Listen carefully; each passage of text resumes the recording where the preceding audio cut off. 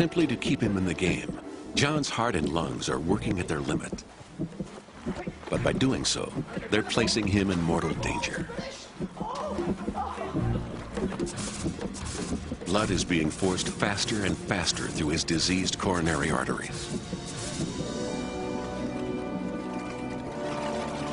Flowing at 5 times their normal speed, blood cells eddy and swirl around his plaques.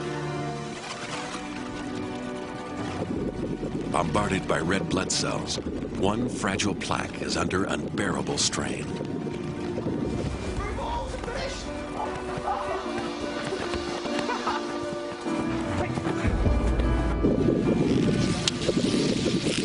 Its thin membrane is ripped open. Within moments, blood cells start to clot around the rupture. Anywhere else in John's body, this clotting response might save his life. But here, in his narrow artery, the effect is quite the opposite.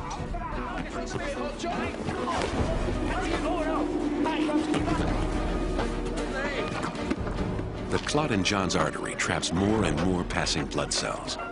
It grows bigger, and the flow of blood to John's heart slows down. Downstream, the heart muscle cells are in peril. Their oxygen supply is dwindling just when they need it most.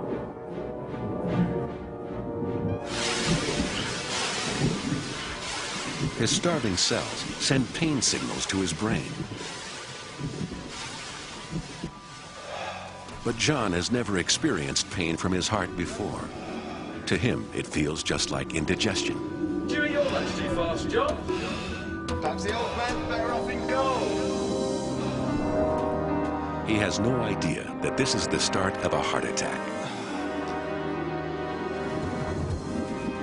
The growing clot is now blocking 2/3 of his artery. John's indigestion is getting worse.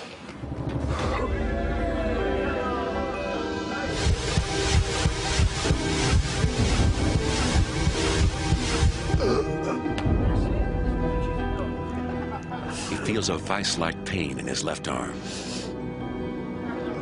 His brain is confused, overloaded with the escalating pain signals coming from his heart.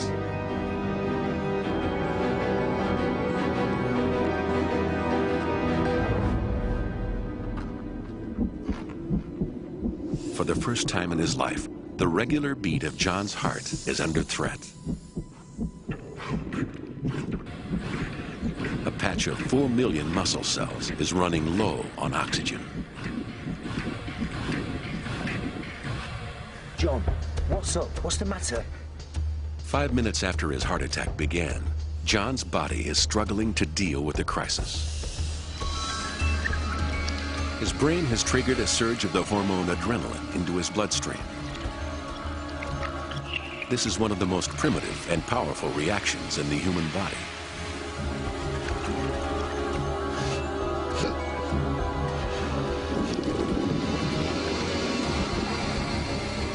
Adrenaline arrives in his heart and soaks into its inner walls.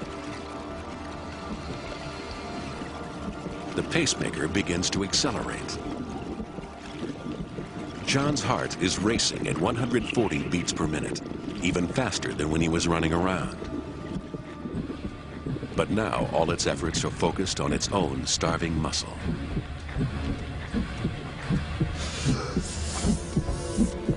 Call an ambulance.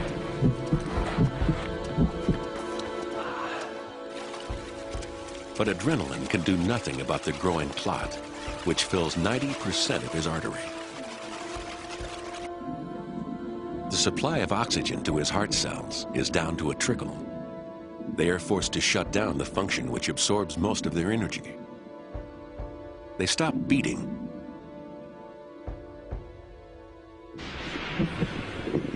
leaving the rest of his heart to take up the slack. John's weakened heart cannot sustain its beat much longer.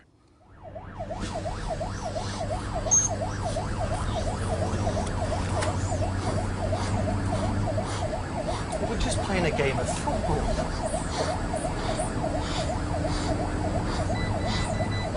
How's the pain now, John? Okay. He loves football, John. It's now 15 minutes since his heart attack began. And the flow of blood through John's artery is almost totally blocked. The heart muscle cells no longer have the energy to hold themselves in one piece. Their thin membranes are starting to leak.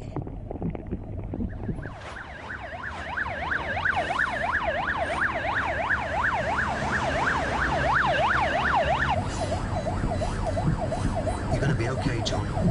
Just hang on in there. John's injured heart is wearing itself out. Its beat is getting weaker. The effects are beginning to tell on the rest of his body. John is struggling to breathe because his lungs are filling with fluid. As his heart weakens, blood backs up in the vessels coming from his lungs. The extra pressure forces liquid out of his blood into the air sacs of his lungs.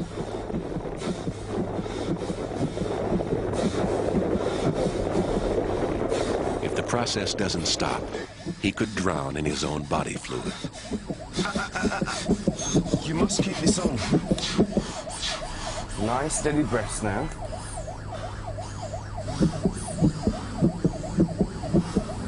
Well done, mate. Bringing in a 45-year-old male, possible MI, ETA 3 minutes, over. Just hold on, John. We're nearly there. They'll sort you out. The lack of oxygen in John's body is beginning to affect his brain. He's dizzy and disoriented.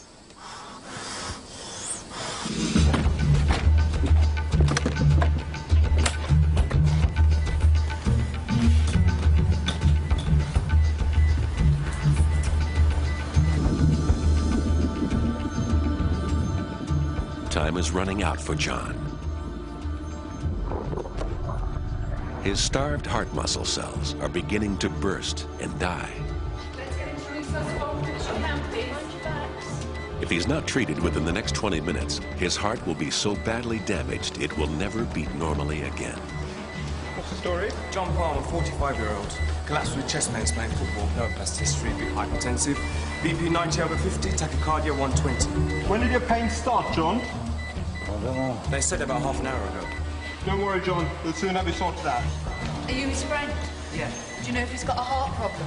Can you give his details to reception? Right, let's do it verbally, quick as you can, please.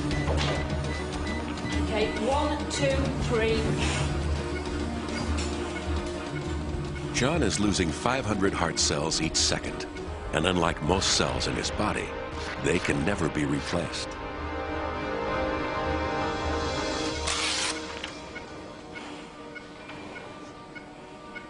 He's had a big anterior MI. We have to thrombolize him.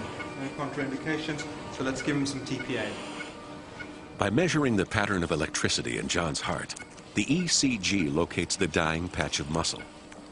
Now his only hope is that his blocked artery can be cleared by a clot-busting drug, tissue plasminogen activator, or TPA.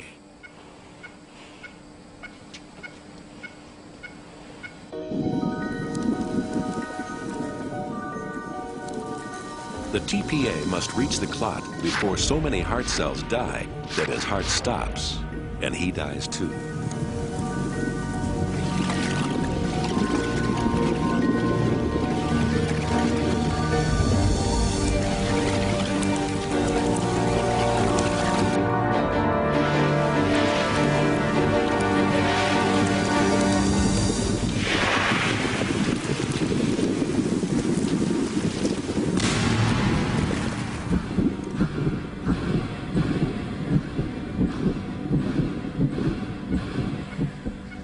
John's heart muscle has been reconnected just in time. Susie, hi, customer for you. Only 500,000 cells have been lost. The survivors are starting to beat once more. His condition has stabilized.